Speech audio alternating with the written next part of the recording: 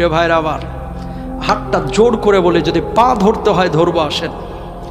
জীবনে বিশেষ করে 2টা পাপ আমরা কেউ করব না, ইনশাল্লাহ বলেন। আপনাদেরকে খুব কষ্ট হচ্ছে? 2টা পাপ জীবনে করবেন না, সবাইকে অঙ্গীকার করতে হবে আজকে। কয়টা? শুনেন, আপনি 1 ওয়াক্ত নামাজ পড়েন নাই, আল্লাহ চাইলে মাফ করে দিবে। ভুলে জেনা করে ফেলেছেন, আল্লাহ চাইলে মাফ করে দিবে। ভুলে একজনকে গালি দিয়ে ফেলেছেন, আল্লাহ চাইলে মাফ করে দিবে। ভুলে ফজরের নামাজে জাগতে পারেন নাই বা ইচ্ছে করে জাগেন না একদিন, আল্লাহ চাইলে মাফ করে দিবে। রোজা একটা করেন না, আল্লাহ চাইলে মাফ করে দিবে। 2টা গুনাহ এমন আছে যেটা আল্লাহ কখনো মাফ করবে না। কয়টা? 1 নাম্বার হচ্ছে বান্দার হক নষ্ট করা, 2 নাম্বার হচ্ছে শিরিক করা। প্রিয় ভাইরা আমার, কলিজার টুকরারা আমার, খবরদার ভাইয়ের সম্পদ হয়ে ভাইয়ের সম্পদ নষ্ট করেন না, ভাই হয়ে ভাইয়ের সম্পদ নষ্ট করেন না, ভাই হয়ে বোনের সম্পদ মেরে দিয়েন না, আরেকজনের হক নষ্ট করে আরেকজনের জমি দখল করেন না। আল্লাহর কসম করে বলে কিয়ামতের ময়দানে আপনি মাপ পাবেন না। বিশ্বনবী বসে আছেন এইভাবে, আল্লাহর নবীর কাছে একজন সাহাবীর লাশ আনা হলো। নবীজিকে বলা হলো, নবীজি তার জানাজার নামাজটা পড়ায় দেন। আল্লাহর নবী বললেন, না, তার জানাজার নামাজ আমি পড়াবো না। সাহাবীরা বললেন, নবীজি কেন তার জানাজার নামাজ আপনি পড়াবেন না? রাহমাতুল লিল আলামিন বিশ্বনবী সাল্লাল্লাহু আলাইহি ওয়াসাল্লাম বললেন, ওই ব্যক্তি ছিল ঋণগ্রস্ত, ঋণ পরিশোধ করে নাই, এই কারণে আমি নবী তার জানাজার নামাজ পড়াবো না। বলুন আল্লাহু আকবার। পা ধরা লাগলে ধরবো। আজকে একটা কথা বলে যাই, আপনারা অনেক মানুষ এখানে বসে আছেন যারা পৈতৃক ভিটার বোনের সম্পত্তিটা এখনো বুঝায় দেন নাই। অস্বীকার করতে পারবেন?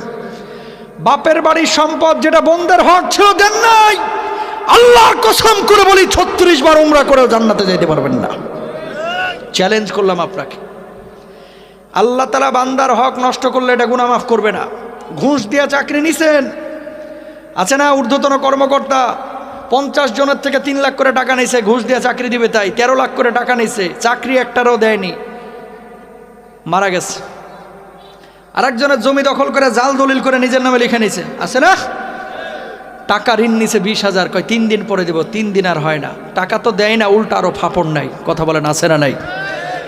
কিয়ামতের ময়দানে এই শ্রেণীর মানুষ, এরা আবার নামাজও পড়ে, রোজাও করে, হজ্জও করে, যাকাতও দেয়।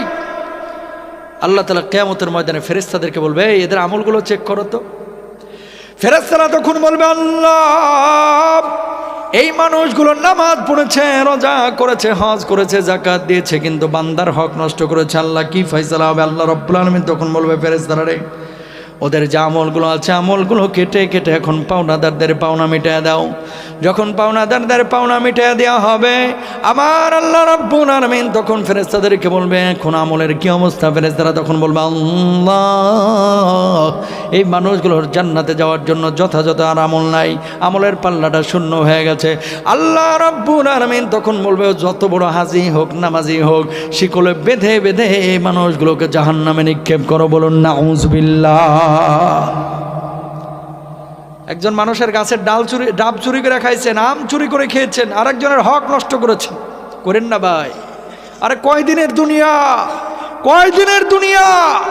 আগে মাইরা খাইছেন 50 লাখ, আর এখন মসজিদে খালি দান করতেছেন 20,000 করে, খালি 2 লাখ করে। এত সোজা না আল্লাহর জান্নাত? তোমার জন্য মসজিদে দানের চাইতে যার হক নষ্ট করেছো এর হক বুঝিয়ে দেওয়া আরো আগে বেশি জরুরি, ঠিক কিনা? তিতা লাগবে এই ওয়াজ। এ হুজুর এর লাগে অনেকে পছন্দ করে না, আনছে আপনারা হুজুর তাফসির করার লাগে, কি বাড়া ভাতে সাইড হালতেছেন। এ হুজুরে অনেকে পছন্দ করে না, কয় এই ওয়াজের দরকার কি? আপনার কাছে রিকোয়েস্ট ভাই, আপনি মাপ পাবেন না।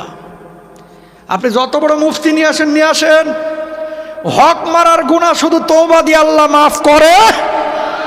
ও বাঁচতে কইতেছেন কেন? হক মারার গুনাহ শুধু তওবা দিয়ে আল্লাহ মাফ করে। মাফ তখনই পাবেন যার হক মারছেন এর হকটা বুঝিয়ে দিবেন, অথবা ও যখন আপনারা মাফ করে দিবে। কেন আপনি বুঝেন না? নামাজ যে ফরজ, এটা আছে কোথায় কোরআনে? সবাই বলেন, নামাজ ফরজ আছে কোথায়? হজ ফরজ আছে কোথায়?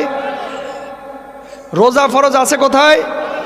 নামাজ, রোজা, হজ, যাকাত যে কোরআন আল্লাহ ফরজ করেছে, বান্দার হক নষ্ট না করা, ওই আল্লাহ ওই কোরআনেই ফরজ করেছে। সুবহানাল্লাহ কোন। কিন্তু আমরা বুঝি না। আগে আকাম কুকাম হারাম টারাম সব খাইছে, এখন আইসা মনে করেন মসজিদের ছাদটা ঢালাই দিয়ে দিছে, আছে না? অস্বীকার করতে পারবেন বাংলাদেশে যত মসজিদ আছে না হলে 15 থেকে 20% মসজিদের কমিটির মধ্যে ভূত আছে, ভূত হয় সুদ খায় না হলে ঘুষ খায়, আছে না নাই? হুজুর এখন খায় না, আগে খাইছি। তো আগে যে খাইছেন ওটার খেসারত কিভাবে দিবেন? হক মারার গুনাহ তো আল্লাহ মাফ করবে না। তাহলে কি করতে হবে? যাদের হক নষ্ট করেছেন এদেরকে খুঁজে বাইর করে হকগুলো আগে বোঝাইতে হবে। বোনেরা বাপের বাড়ির সম্পদ চাইতে হলে কয়, কিরে জরিনার মা, বাপের বাড়ির সম্পদ নিতে হয় না, এই যে আসছিস যাচ্ছিস খাচ্ছিস বসছিস এটাই তো বালা, বাপের বাড়ির সম্পদ নিস না, আছে না? এদিকে বোনদের সম্পদ দেয় না, ওইদিকে প্রতি বছর উমরা করছে। তোমার উমরা মক্কা শরীফে দাফন হবে, বাংলাদেশে আর আনতে হবে না, জান্নাত এত সোজা না। হক বুঝাই দেবেন তো ইনশাল্লাহ? মনে রাখবেন, হারাম যেদিন থেকে খাবেন আরাম তুলে নেবে কে? এলাকায় ইমাম সাহেবের বেতন দেন 10,000, একটা রিক্সাওয়ালা, অটোওয়ালা, সিএনজিওয়ালা টাকা কামায় 15,000 20,000। কই ঘুমেতে কোনো ঝামেলা নাই ওদের, ট্যাবলেট খায় ঘুমানো লাগে না।